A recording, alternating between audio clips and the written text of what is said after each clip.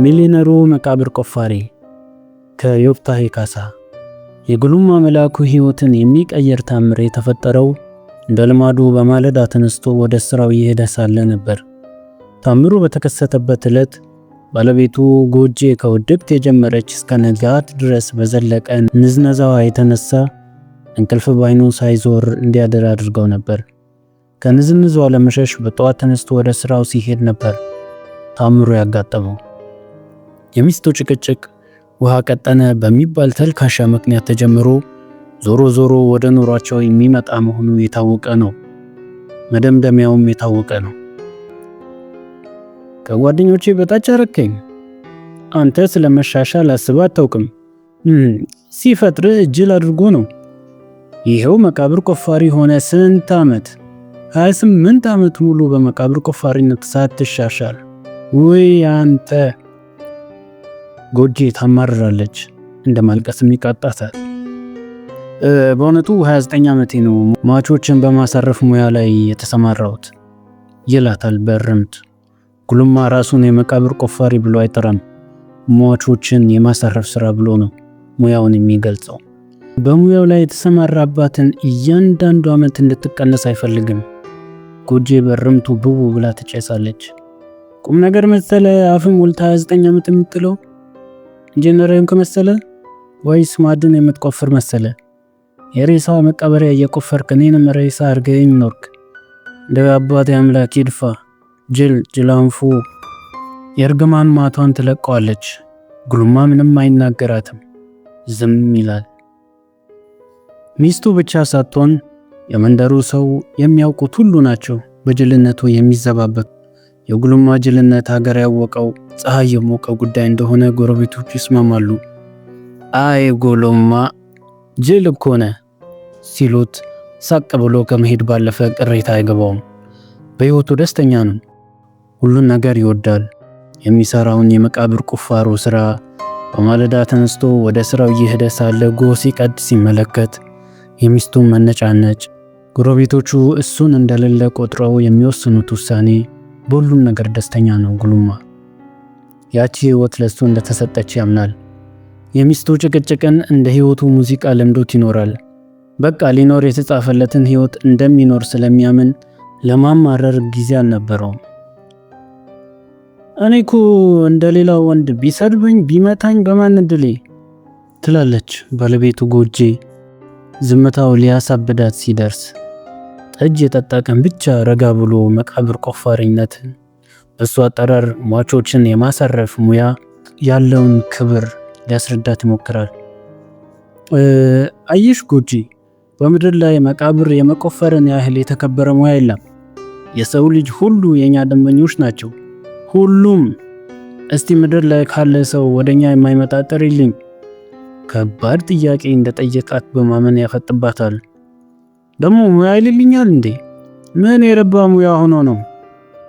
መልስ ሲመልስላት ደስ ስለሚላት ረጋ ትላለች። ብዙ ሙያ ብዙ ጥበብ አለው እንጂ እዩ፣ መጀመሪያ አፈር መምረጥ አለብሽ። ካህናት የሚቀበሩበት አፈር ልል መሆን አለበት። ይሄ ደለል እንዳመጣው አይነት ማለቴ ነው። ጀግና የሆነ እንደሆን መረር ያለ አፈር መምረጥ አለብሽ። ምንም ያላገባሽ ሴት ከሆነች ደግሞ በዛፍ መካከል፣ ሀብታም የሆነ እንደሆን ደግሞ ለምለም ሳር ያለው ቦታ ላይ ነው መቀበሪያው። መቃብሩ ሲቆፈር ደግሞ እንደው ዝም ብሎ መሬቱን ድርምስ አድርጎ አይደለም። ከላይ እንደ እርከን እያደረግሽ በየደረጃው ትወርጂና እያጠበብሽ። ጉሉማ ማስረዳቱን ይቀጥላል። ባለቤቱ ጎጄ የተናገረ ቀን ጭቅጭቋ ይቀንሳል። ለክፋቱ ጉሉማ ብዙ የመናገር ፍላጎት የለውም። ዝምታው የህይወቱ ዋሻ ነው ራሱን የሚደብቅበት። ዝም ማለቱን ተከትላ ጎጄ ቤቱን ስታምሰው ታመሻለች። የጎጄን ንዝነዛን ለማምለጥ በጠዋት በወጣበት ማለዳ ነበር ታምሩ ያጋጠመው። ጎጄን ምንም ሳይናገራት ወደ መቃብር ቁፋሮ ስራው እየሄደ ሳለ ከቤተ ክርስቲያኑ መግቢያ ላይ ሊደርስ ትንሽ ሲቀረው ከቀጭኗ አስፋልት ዳር አንድ የሆነ ሻንጣ የመሰለ ነገር ያየው መሰለው። መጀመሪያ የወደቀውን ሻንጣ እንዳላየ ሆኖ ሊያልፍ ነበር። የሆነ ውስጣዊ ስሜቱ ግን እግሮቹን አስሮ እንዳይንቀሳቀስ አደረገው። በቆመበት አፍታ በውስጡ ተሞገተ። ምን ሊሆን ይችላል የሚል አይን ያወጣ ጉጉት በአንድ በኩል፣ አንድ ሰው ጥሎት ይሆናል አንስቼ ለፖሊስ ባስረክበው የሚል ትሁት ጉጉት በሌላ በኩል ገፋፉት። ሻንጣውን ለማንሳት ወስኖ የቀጭኗን አስፋልት ግራና ቀኝ ሲያይ የሰው ዘር አይታይም። ሻንጣውን ቀስ ብሎ አነሳው። ከበድ ያለ ነበር። ምን ቢኖርበት ነው እንዲህ የከበደው እያለ የመቃብር ቁፋሮ ወደሚሰራበት ቤተክርስቲያን መፋጠን ጀመረ። ትንሽ እንደሄደ 3 ቱታ የለበሱ ወጣቶች ከፊት ለፊቱ እየሮጡ ሲመጡ አያቸው።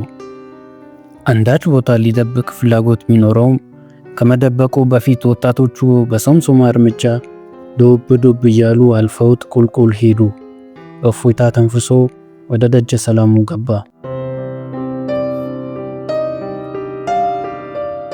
በቤተ ክርስቲያኑ ውስጥ የተወሰኑ ምዕመናን የቅዳሴ መግቢያ ሰዓት እንዳያልፍባቸው ወደ መቅደሱ ይቻኮላሉ። ሻንጣውን እንደያዘ ከቤተ ክርስቲያን ጀርባ ወዳለው መቃብር ቦታ ተፋጠነ። የመቃብር ቦታው ጭር ብሏል። የመቃብር ቦታው ጸጥታ ሁሌም እንደማረከው ነበር። በሐውልቶቹ ላይ የተረማመደ ወዲያና ወዲህ ስል ፍጹም ሐሴት ያደርጋል። ዓለምን ሲያንቀጠቀጡ የነበሩ ሰዎች በሙሉ በእግሩ ስር ናቸው። እሱ ብቻ ነው ሕያው። እሱ ብቻ ነው የማለዳዋን ፀሐይ መምጣት በናፍቆት መጠበቅ የሚችለው። የመቃብር ቦታው ከደሙ ውስጥ የገባ ፍቅር አሳድሮበታል። ሻንጣውን በማግኘቱ ግን የወትሮ ልማዱን ትቶ ሻንጣውን ለመክፈት ቦታ ማምራት ጀመረ። ሻንጣ ውስጥ ምን ይሆን ያለው የሚለው የጉጉት ስሜቱ አእምሮን ሊያፈነዳው ደርሶ ወደ አንደኛው መቃብር ቤት ውስጥ ተንደርድሮ ገባ። መቃብር ቤቱን ከውስጥ ዘጋውና ወደ ሻንጣው ዞሮ ከፈተው። ሻንጣ ውስጥ ያለውን ነገር ሲያይ ሳይታወቀው ውዑታውን ለቀቀው። ትንሽ ቆይቶ አእምሮን የሚስትም መሰለው። በድጋሜ ሻንጣውን ዘግቶ ከፈተው። አይኑን ማመን አልቻለም። ሻንጣው በአዳዲስ የኢትዮጵያ ብርና የአሜሪካ ዶላሮች የተሞላ ነበር። ጉልማ ሰውነቱ ተንቀጥቅጦ አፉ ደረቀበት።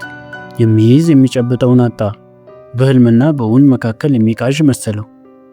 ምንድነው የሚሉ ቃላት ነበሩ ሳይታወቀው ከአንደበቱ የሚወጡት። አምላኬ ሆይ ይህን ያህል ዘመን በመቃብር ቆፋሪነት ህይወቴን እንድገፋ ያደረከኝ ይህንን ቀን አስበልኝ ነው ለካ።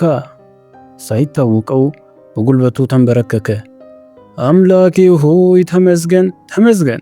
የባለቤቴን ጭቅጭቅ ሰምደ መሆን አለበት። ይህንን በረከት ይላክልኝ። የሚስቱ የጎጄ ምላስ ወደ ወጥ መቅመሻነት ሲለወጥ የሚኖረው ህይወቱን ለአፍታ በሰመመን ቃኘው።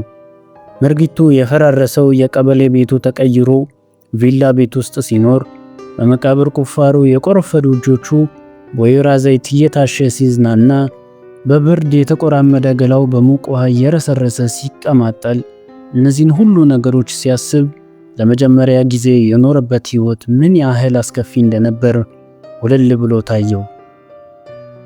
ጎጄ ልክ ነበረች። ምን አይነት አስከፊ ህይወት ውስጥ ነው የምንኖረው? አንገሸገሸው። የህይወቱን ከግማሽ የበለጡ ዓመታትን በመቃብር ቁፋሮ ማሳለፉን ሊያምን አልቻለም። ሙያው፣ አብሮት የሚሰሩ ሰዎች፣ ጎረቤቶቹ፣ የሚኖርበት ሰፈር አስከፊነት ወለል ብሎ ታየው። ወደፊት የሚኖረው ህይወትን ሲያስብ ልቡ በደስታ ይመታ ጀመር። በተመስጦ በተቀመጠበት ስሙ ከውጭ ሲጠራ የሰማ መሰለው። ጉልማ! ድንጋጤ መላ አካሉን ወረረው። ማን ነው ሊጠራው የሚችለው? ሻንጣውን ይዞ ሲገባ ያየው ሰው ይኖር ይሆን? ጥርጣሬ እንደ ግሪሳ ወፍ ወረረው። ጉልማ! ስሙ ተደጋግሞ መጠራቱን ቀጠለ። ሻንጣውን ወደ ጥግ አስቀምጦ ድንጋይ ጫነበት። ግራ ቀኙን በጥንቃቄ እየቃኘ የመቃብር ቤቱን በር ከፍቶ ወጣ። የቤተ ክርስቲያኑ ዘበኛ ነበር የሚጠራው። ጉልማን እንዳየው ወደሱ መምጣት ጀመረ። ከኋላው 2 ሰዎች አሉ፣ አንድ ወንድና አንድ ሴት። አላልኳችሁም? የፈለገ ታምር ቢፈጠር ይህ ጅላጅል መቃብር ቆፋሪ ከዚህ አይጠፋም እያለ ዘበኛው ወደ ጉልማ ቀረበ። ይህ ጅላጅል ነው ያልከው አንተ? አለ ጉልማ በደም ፍላት ስሜት ተሞልቶ። ዘበኛው በግርምትና በድንጋጤ ጉልማን አፍጦ አየው። ጉልማ ሲቆጣ አይደለም ተሳስቶ እንኳ ኃይለ ቃል ሲናገር ሰማው የሚል ቃል ታይቶ አይታወቅም። የጅል ምሳሌ ተደርጎ ቢቀርብ፣ የሞኝ መለያ ተደርጎ ቢጣራ ምንም ቅር የማይለው ፍጡር ነበር ጉልማ።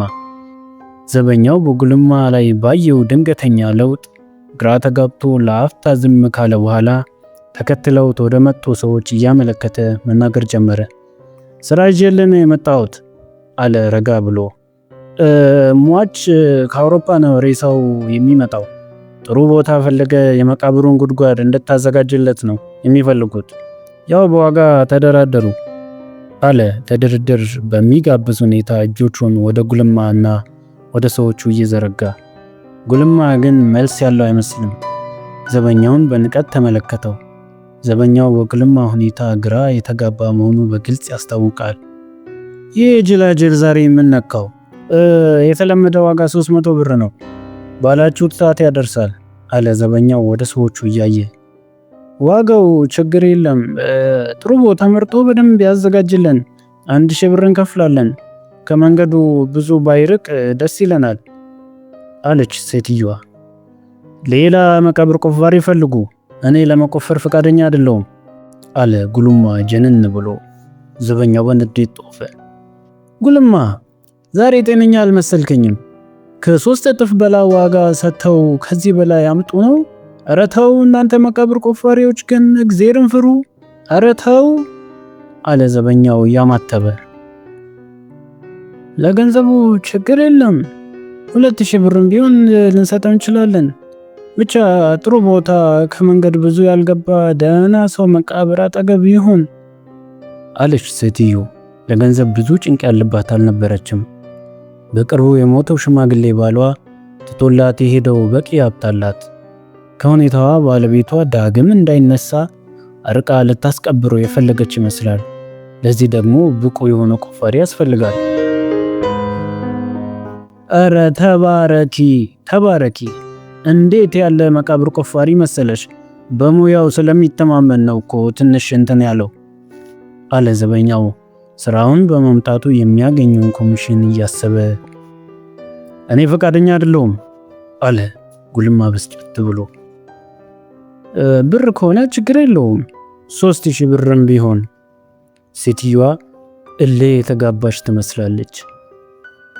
ጉልማ ኧረ ተው እግዚአብሔር አይወደውም፣ 3000 ብር ለአንድ ክንድ መሬት። ዘበኛው ንዴት ገብቶታል። የብር ጉዳይ አይደለም፣ እኔ መቃብር ቆፋሪነቱን ትቼዋለሁ። ይህንን ቀፋፊ ስራ እስከ ዘላለሙ ትቻለሁ አለ ጉልማ ረጋ ብሎ። እኮ አንተ መቃብር ቆፋሪነቱን ተውከው? ዘበኛው ባለማመን ጉልማን ተመለከተው። መቃብር ቆፋሪነትን ትተህ ምን ልትሆን ነው አንተ ራስህ ልትሞት አሰብክ? ዘበኛው ግራ ገብቶት እንደ መብረቅ ጮኸበት። አንተ ሰውዬ አፍህን ብትዘጋ ይሻላል፣ አትጮህ አለ ጉልማ አካፋ የሚያህል እጁን በማስጠንቀቅ ወደ ሰማይ እያነሳ። ዘበኛው ክፉኛ ደነገጠ። ጉልማ አንዴ በጥፊ ቢለው መጋኛ ተናግሮት ከሚያደርስበት ጉዳት 10 ጊዜ የበለጠ ጉዳት እንደሚያደርስበት እርግጠኛ ነበር። አይ እኔ እኮ 3000 ብር ብዙ ነው ብዬ ነው ጉሌ። አስበው እስኪ 3000 ብር። አሰማኝም እኔ መቃብር ቆፋሪ አይደለሁም አለ ጉልማ ወደ ሁሉም በየተራ እያፈጠጠ። ዘበኛው ጉልማ ያበደ መሰለው።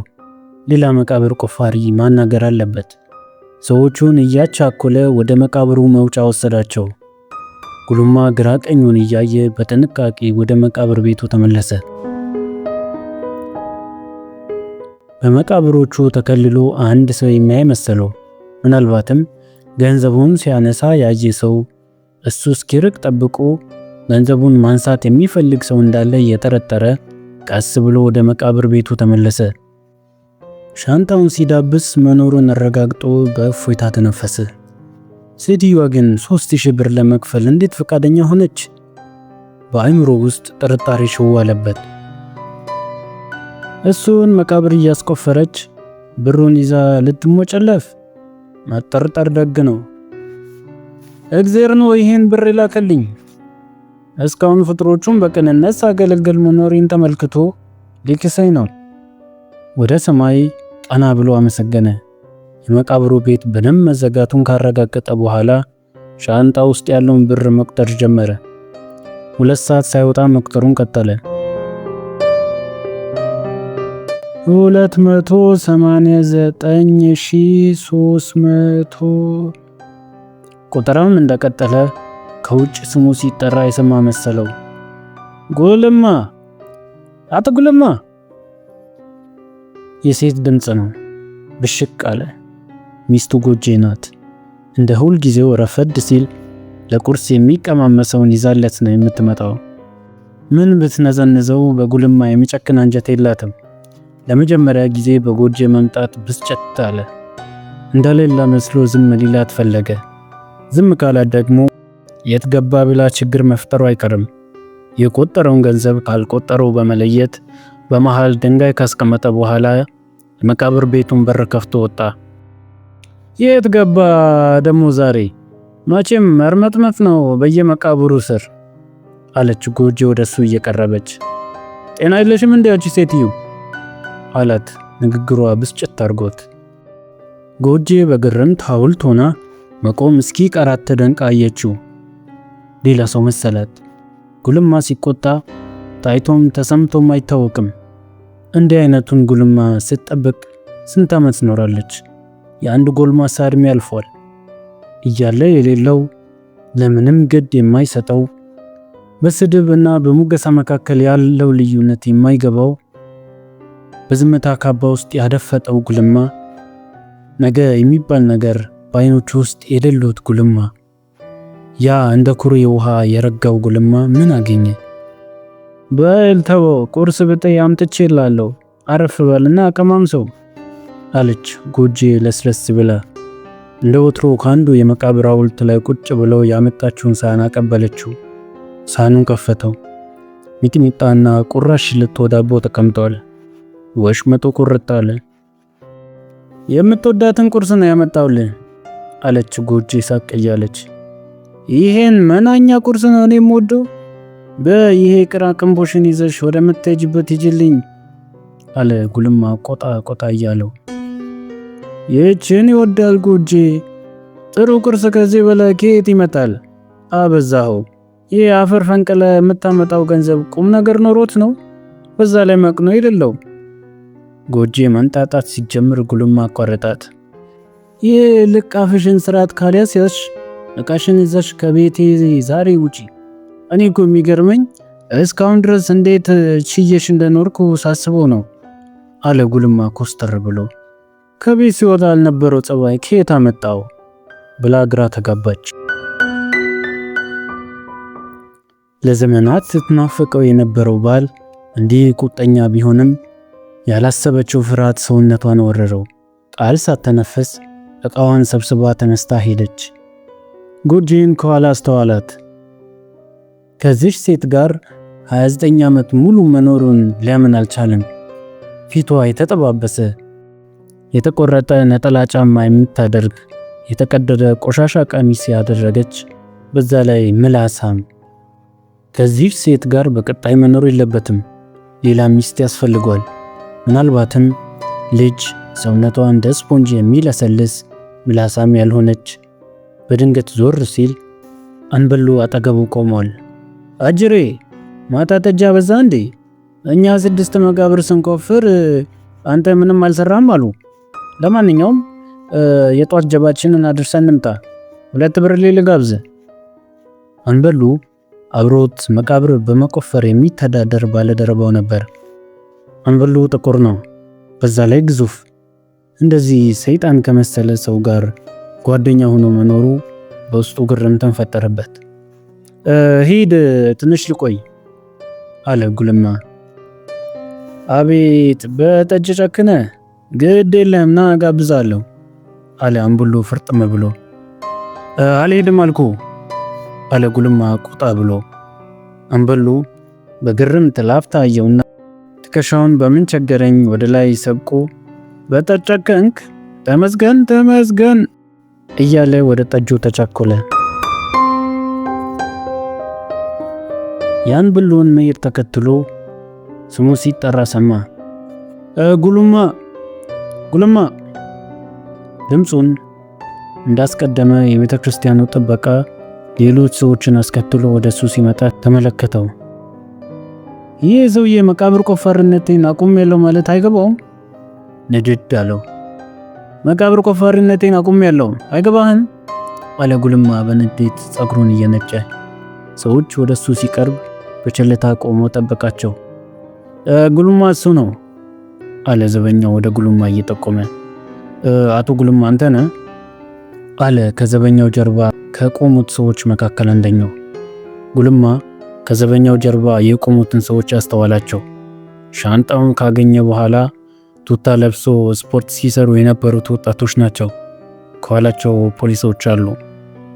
አቶ ጉልማ ጠዋት ወድቀው ያገኘው ገንዘብ። ፖሊሱ ንግግሩን ሳይጨርስ ጉልማ ራሱን ስቶ ወደቀ። ወደ ነበረበት ህይወት መመለስ ከሞት በላይ አስከፊ የሆነበት ይመስላል።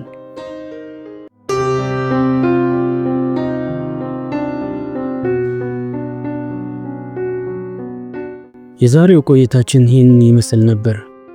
ትረካው ከተመቻችሁ ላይክ ማድረጋችሁን አትርሱ። እንዲሁም እንዲህ ያሉ ልብ የሚሰርቁ ትረካዎች ለብዙዎች እንዲደርሱ ደግሞ ቪዲዮውን ሼር አድርጉት። ለቻናላችን አዲስ ከሆናችሁ ደግሞ ሰብስክራይብ በማድረግ የጥበብ ቤተሰባችንን ይቀላቀሉ። በሚቀጥለው ቪዲዮ ሌላ ድንቅ ታሪክ ይዘንላችሁ እስክንመጣ ድረስ በሳቅና በጤና ቆዩልኝ። ትረካ አድማስ።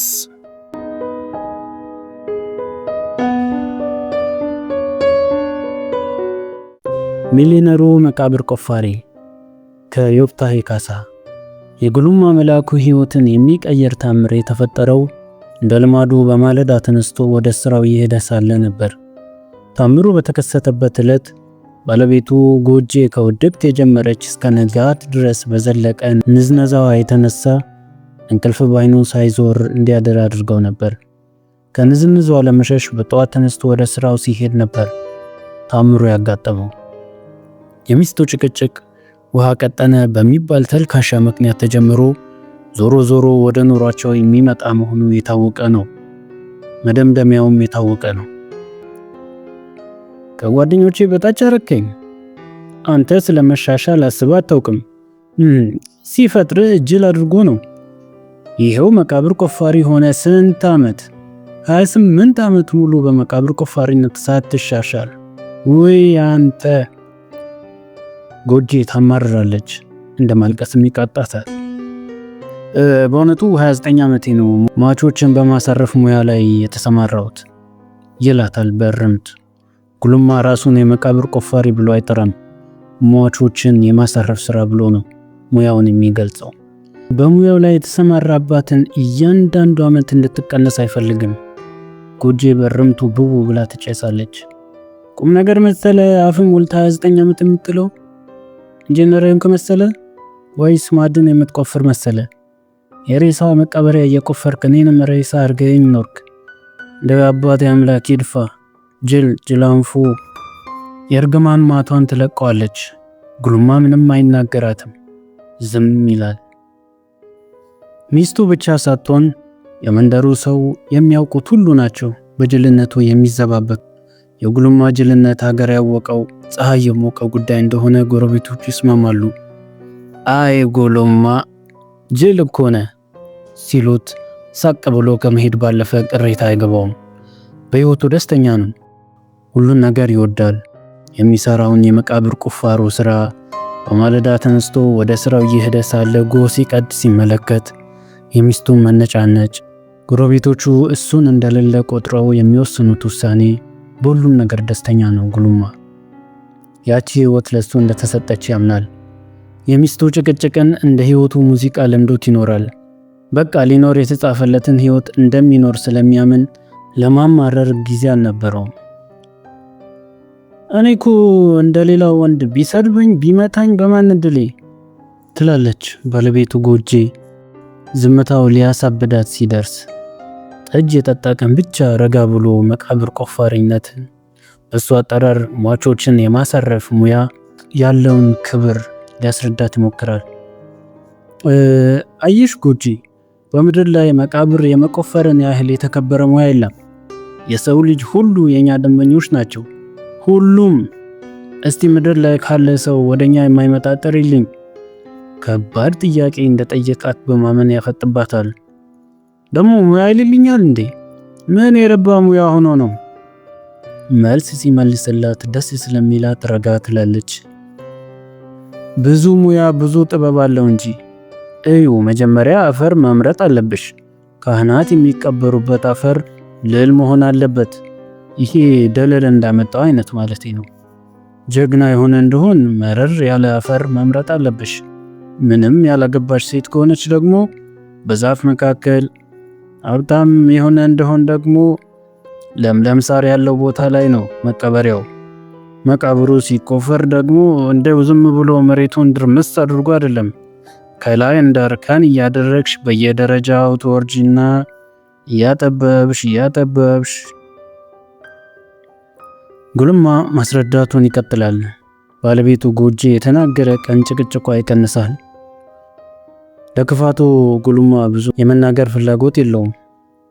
ዝምታው የህይወቱ ዋሻ ነው፣ ራሱን የሚደብቅበት። ዝም ማለቱን ተከትላ ጎጂ ቤቱን ስታምሰው ታመሻለች። የጎጂን ንዝነዛን ለማምለጥ በጠዋት በወጣበት ማለዳ ነበር ተአምሮ ያጋጠመው። ጎጂን ምንም ሳይናገራት ወደ መቃብር ቁፋሮ ስራው እየሄደ ሳለ ከቤተ ክርስቲያኑ መግቢያ ላይ ሊደርስ ትንሽ ሲቀረው ከቀጭኗ አስፋልት ዳር አንድ የሆነ ሻንጣ የመሰለ ነገር ያየው መሰለው። መጀመሪያ የወደቀውን ሻንጣ እንዳላየ ሆኖ ሊያልፍ ነበር። የሆነ ውስጣዊ ስሜቱ ግን እግሮቹን አስሮ እንዳይንቀሳቀስ አደረገው። በቆመበት አፍታ በውስጡ ተሞገተ። ምን ሊሆን ይችላል የሚል አይን ያወጣ ጉጉት በአንድ በኩል፣ አንድ ሰው ጥሎት ይሆናል አንስቼ ለፖሊስ ባስረክበው የሚል ትሁት ጉጉት በሌላ በኩል ገፋፉት።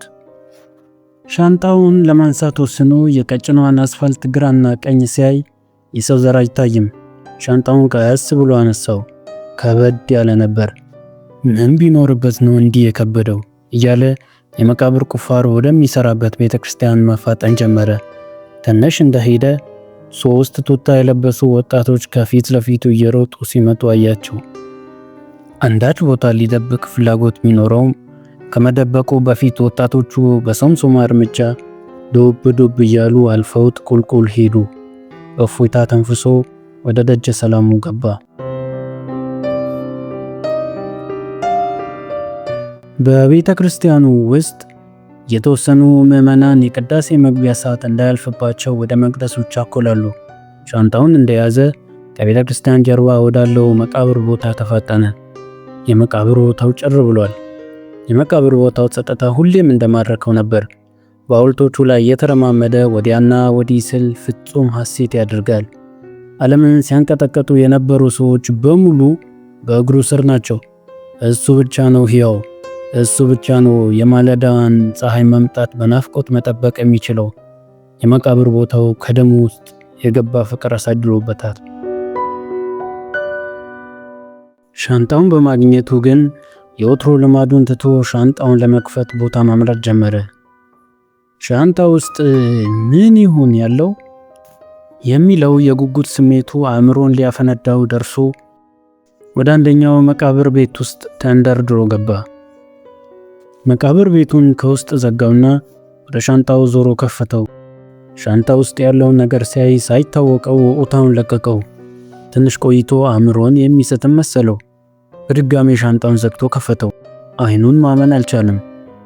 ሻንጣው በአዳዲስ የኢትዮጵያ ብርና የአሜሪካ ዶላሮች የተሞላ ነበር። ጉልማ ሰውነቱ ተንቀጥቅጦ አፉ ደረቀበት። የሚይዝ የሚጨብጠውን አጣ። በህልምና በእውን መካከል የሚቃዥ መሰለው። ምንድነው የሚሉ ቃላት ነበሩ ሳይታወቀው ከአንደበቱ የሚወጡት። አምላኬ ሆይ ይህን ያህል ዘመን በመቃብር ቆፋሪነት ህይወቴን እንድገፋ ያደረከኝ ይህንን ቀን አስበልኝ ነው ለካ። ሳይታወቀው በጉልበቱ ተንበረከከ። አምላኬ ሆይ ተመስገን ተመስገን። የባለቤቴን ጭቅጭቅ ሰምተህ መሆን አለበት። ይህንን በረከት ላክልኝ። የሚስቱ የጎጄ ምላስ ወደ ወጥ መቅመሻነት ሲለወጥ የሚኖረው ሕይወቱን ለአፍታ በሰመመን ቃኘው። መርጊቱ የፈራረሰው የቀበሌ ቤቱ ተቀይሮ ቪላ ቤት ውስጥ ሲኖር በመቃብር ቁፋሮ የቆረፈዱ እጆቹ በወይራ ዘይት እየታሸ ሲዝናና በብርድ የተቆራመደ ገላው በሙቅ ውሃ እየረሰረሰ ሲቀማጠል እነዚህን ሁሉ ነገሮች ሲያስብ ለመጀመሪያ ጊዜ የኖረበት ሕይወት ምን ያህል አስከፊ እንደነበር ወለል ብሎ ታየው። ጎጄ ልክ ነበረች። ምን አይነት አስከፊ ሕይወት ውስጥ ነው የምንኖረው? አንገሸገሸው። የሕይወቱን ከግማሽ የበለጡ ዓመታትን በመቃብር ቁፋሮ ማሳለፉን ሊያምን አልቻለም። ሙያው፣ አብሮት የሚሰሩ ሰዎች፣ ጎረቤቶቹ፣ የሚኖርበት ሰፈር አስከፊነት ወለል ብሎ ታየው። ወደፊት የሚኖረው ሕይወትን ሲያስብ ልቡ በደስታ ይመታ ጀመር። በተመስጦ በተቀመጠበት ስሙ ከውጭ ሲጠራ የሰማ መሰለው። ጉልማ ጉልማ! ድንጋጤ መላ አካሉን ወረረው። ማን ነው ሊጠራው የሚችለው? ሻንጣውን ይዞ ሲገባ ያየው ሰው ይኖር ይሆን? ጥርጣሬ እንደ ግሪሳ ወፍ ወረረው። ጉልማ ጉልማ! ስሙ ተደጋግሞ መጠራቱን ቀጠለ። ሻንጣውን ወደ ጥግ አስቀምጦ ድንጋይ ጫነበት። ግራ ቀኙን በጥንቃቄ እየቃኘ የመቃብር ቤቱን በር ከፍቶ ወጣ። የቤተ ክርስቲያኑ ዘበኛ ነበር የሚጠራው። ጉልማን እንዳየው ወደሱ መምጣት ጀመረ። ከኋላው ሁለት ሰዎች አሉ፣ አንድ ወንድና አንድ ሴት። አላልኳችሁም? የፈለገ ታምር ቢፈጠር ይህ ጅላጅል መቃብር ቆፋሪ ከዚህ አይጠፋም እያለ ዘበኛው ወደ ጉልማ ቀረበ። ይህ ጅላጅል ነው ያልከው አንተ? አለ ጉልማ በደም ፍላት ስሜት ተሞልቶ። ዘበኛው በግርምትና በድንጋጤ ጉልማን አፍጦ አየው። ጉልማ ሲቆጣ አይደለም ተሳስቶ እንኳ ኃይለ ቃል ሲናገር ሰማው የሚል ቃል ታይቶ አይታወቅም። የጅል ምሳሌ ተደርጎ ቢቀርብ፣ የሞኝ መለያ ተደርጎ ቢጣራ ምንም ቅር የማይለው ፍጡር ነበር ጉልማ። ዘበኛው በጉልማ ላይ ባየው ድንገተኛ ለውጥ ግራ ተጋብቶ ለአፍታ ዝም ካለ በኋላ ተከትለውት ወደ መጡ ሰዎች እያመለከተ መናገር ጀመረ። ስራ ይዤልን የመጣሁት አለ ረጋ ብሎ። ሟች ከአውሮፓ ነው ሬሳው የሚመጣው። ጥሩ ቦታ ፈለገ የመቃብሩን ጉድጓድ እንድታዘጋጅለት ነው የሚፈልጉት። ያው በዋጋ ተደራደሩ አለ ተድርድር በሚጋብዝ ሁኔታ እጆቹን ወደ ጉልማ እና ወደ ሰዎቹ እየዘረጋ። ጉልማ ግን መልስ ያለው አይመስልም። ዘበኛውን በንቀት ተመለከተው። ዘበኛው በጉልማ ሁኔታ ግራ የተጋባ መሆኑ በግልጽ ያስታውቃል። ይህ ጅላጅል ዛሬ የምነካው የተለመደ ዋጋ 300 ብር ነው። ባላችሁት ሰዓት ያደርሳል አለ ዘበኛው ወደ ሰዎቹ እያየ። ዋጋው ችግር የለም፣ ጥሩ ቦታ መርጦ በደንብ ያዘጋጅልን። 1000 ብር እንከፍላለን። ከመንገዱ ብዙ ባይርቅ ደስ ይለናል አለች ሴትዮዋ። ሌላ መቃብር ቆፋሪ ፈልጉ፣ እኔ ለመቆፈር ፈቃደኛ አይደለሁም አለ ጉልማ ጀነን ብሎ። ዘበኛው በንዴት ጦፈ። ጉልማ ዛሬ ጤነኛ አልመሰልከኝም። ከ3 እጥፍ በላይ ዋጋ ሰጥተው ከዚህ በላይ አምጡ ነው? ኧረ ተው እናንተ መቃብር ቆፋሪዎች ግን እግዚአብሔርን ፍሩ! ኧረ ተው አለ ዘበኛው እያማተበ። ለገንዘቡ ችግር የለም፣ 2000 ብርም ቢሆን ልንሰጠው እንችላለን። ብቻ ጥሩ ቦታ ከመንገድ ብዙ ያልገባ ደህና ሰው መቃብር አጠገብ ይሁን አለች ሴትዮ። ለገንዘብ ብዙ ጭንቅ ያለባት አልነበረችም። በቅርቡ የሞተው ሽማግሌ ባሏ ትቶላት የሄደው በቂ ሀብት አላት። ከሁኔታዋ ባለቤቷ ዳግም እንዳይነሳ አርቃ ልታስቀብረው የፈለገች ይመስላል። ለዚህ ደግሞ ብቁ የሆነ ቆፋሪ ያስፈልጋል።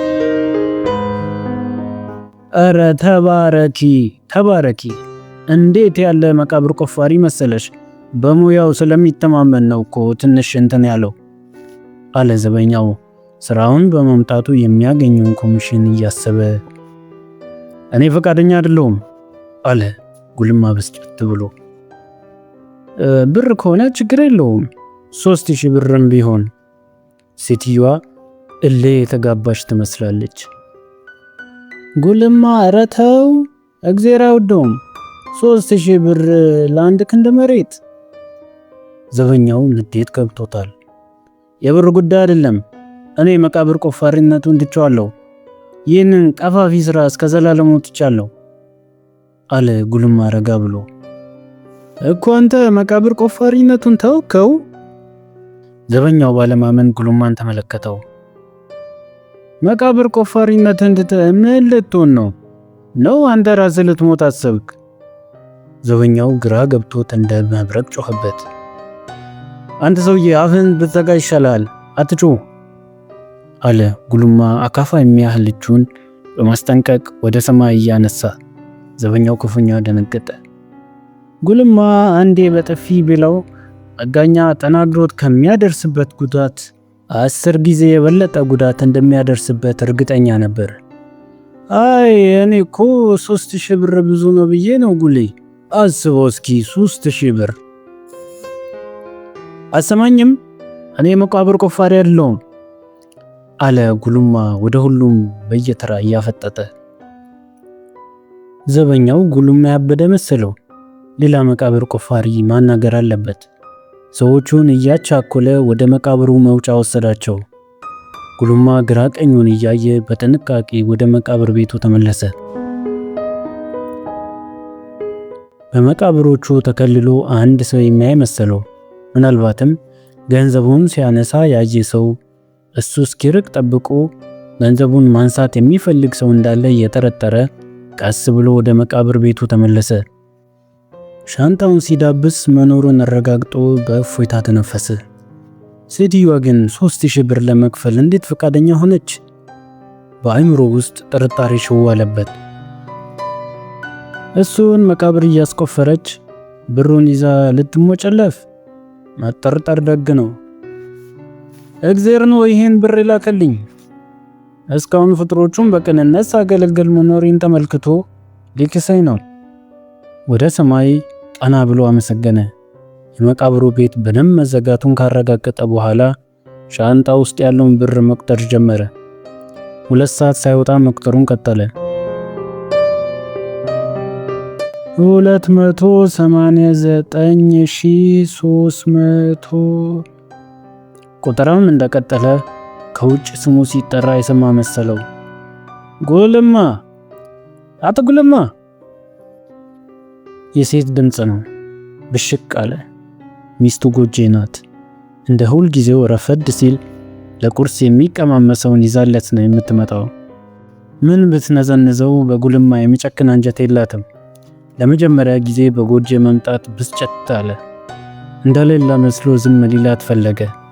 ዝም ካላት ደግሞ የት ገባ ብላ ችግር መፍጠሩ አይቀርም። የቆጠረውን ገንዘብ ካልቆጠረው በመለየት በመሃል ድንጋይ ካስቀመጠ በኋላ የመቃብር ቤቱን በር ከፍቶ ወጣ። የት ገባ ደሞ ዛሬ? መቼም መርመጥመጥ ነው በየመቃብሩ ስር አለች ጎጄ ወደሱ እየቀረበች። ጤና የለሽም እንዴ አንቺ ሴትዮ አላት ንግግሯ ብስጭት አርጎት። ጎጄ በግርምት ሐውልት ሆና መቆም እስኪ ቀራት ተደንቃ አየችው። ሌላ ሰው መሰላት። ጉልማ ሲቆጣ ታይቶም ተሰምቶም አይታወቅም። እንዲህ አይነቱን ጉልማ ስትጠብቅ ስንት ዓመት ኖራለች? የአንድ ጎልማሳ እድሜ አልፏል። እያለ የሌለው ለምንም ግድ የማይሰጠው በስድብ እና በሙገሳ መካከል ያለው ልዩነት የማይገባው በዝምታ ካባ ውስጥ ያደፈጠው ጉልማ፣ ነገ የሚባል ነገር በአይኖቹ ውስጥ የሌሉት ጉልማ፣ ያ እንደ ኩሬ ውሃ የረጋው ጉልማ ምን አገኘ? በል ተወው፣ ቁርስ ብጤ አምጥቼልሃለሁ፣ አረፍ በልና አቀማምሰው አለች ጎጄ ለስለስ ብላ። እንደ ወትሮ ካንዱ የመቃብር ሐውልት ላይ ቁጭ ብለው ያመጣችውን ሳህን አቀበለችው። ሳህኑን ከፈተው። ሚጥሚጣና ቁራሽ ሽልቶ ዳቦ ተቀምጧል። ወሽመጦ ቁርጥ አለ። የምትወዳትን ቁርስ ነው ያመጣውልህ አለች ጎጄ ሳቅ እያለች። ይሄን መናኛ ቁርስ ነው እኔ የምወደው። በይሄ ቅራቅንቦሽን ይዘሽ ወደ ምትሄጂበት ሂጂልኝ አለ ጉልማ ቆጣ ቆጣ እያለው። ይህችን ይወዳል ጎጄ። ጥሩ ቁርስ ከዚህ በላይ ከየት ይመጣል? አበዛኸው ይህ አፈር ፈንቅለ የምታመጣው ገንዘብ ቁም ነገር ኖሮት ነው? በዛ ላይ መቅኖ የሌለው። ጎጄ መንጣጣት ሲጀምር ጉልማ አቋረጣት። ይህ ልቅ አፍሽን ስርዓት ካልያዝሽ እቃሽን ይዘሽ ከቤቴ ዛሬ ውጪ። እኔ እኮ የሚገርመኝ እስካሁን ድረስ እንዴት ችዬሽ እንደኖርኩ ሳስበው ነው አለ ጉልማ ኮስተር ብሎ። ከቤት ሲወጣ ያልነበረው ጸባይ ከየት አመጣው ብላ ግራ ተጋባች። ለዘመናት ስትናፍቀው የነበረው ባል እንዲህ ቁጠኛ ቢሆንም ያላሰበችው ፍርሃት ሰውነቷን ወረረው። ቃል ሳትተነፍስ እቃዋን ሰብስባ ተነስታ ሄደች። ጎጄን ከኋላ አስተዋላት። ከዚች ሴት ጋር 29 ዓመት ሙሉ መኖሩን ሊያምን አልቻለም። ፊቷ የተጠባበሰ፣ የተቆረጠ ነጠላ ጫማ የምታደርግ፣ የተቀደደ ቆሻሻ ቀሚስ ያደረገች፣ በዛ ላይ ምላሳም። ከዚች ሴት ጋር በቀጣይ መኖር የለበትም።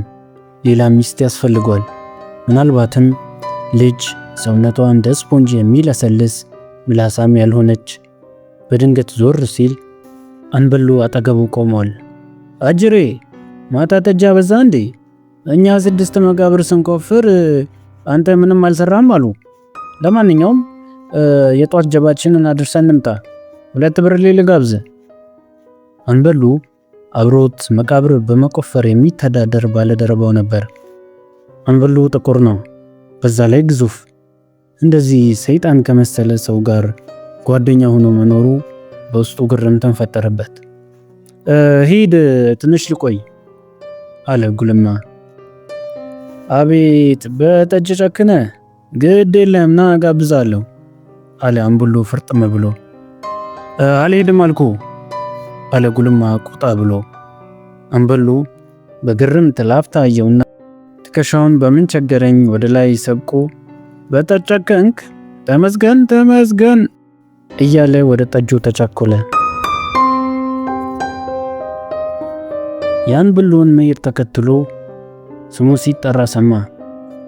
ጉልማ ጉልማ። ድምፁን እንዳስቀደመ የቤተ ክርስቲያኑ ጥበቃ ሌሎች ሰዎችን አስከትሎ ወደሱ ሲመጣ ተመለከተው። ይህ ሰውዬ መቃብር ቆፋሪነቴን አቁሜያለሁ ማለት አይገባውም? ንድድ አለው። መቃብር ቆፋሪነቴን አቁሜያለሁ አይገባህም? አለ ጉልማ በንዴት ጸጉሩን እየነጨ። ሰዎች ወደሱ ሲቀርብ በቸልታ ቆሞ ጠበቃቸው። ጉልማ እሱ ነው አለ ዘበኛው ወደ ጉልማ እየጠቆመ። አቶ ጉልማ አንተ ነህ? አለ ከዘበኛው ጀርባ ከቆሙት ሰዎች መካከል አንደኛው። ጉልማ ከዘበኛው ጀርባ የቆሙትን ሰዎች አስተዋላቸው። ሻንጣውን ካገኘ በኋላ ቱታ ለብሶ ስፖርት ሲሰሩ የነበሩት ወጣቶች ናቸው። ከኋላቸው ፖሊሶች አሉ። አቶ ጉልማ ጠዋት ወድቀው ያገኘው ገንዘብ። ፖሊሱ ንግግሩን ሳይጨርስ ጉልማ ራሱን ስተወደቀ። ወደ ነበረበት ህይወት መመለስ ከሞት በላይ አስከፊ የሆነበት ይመስላል።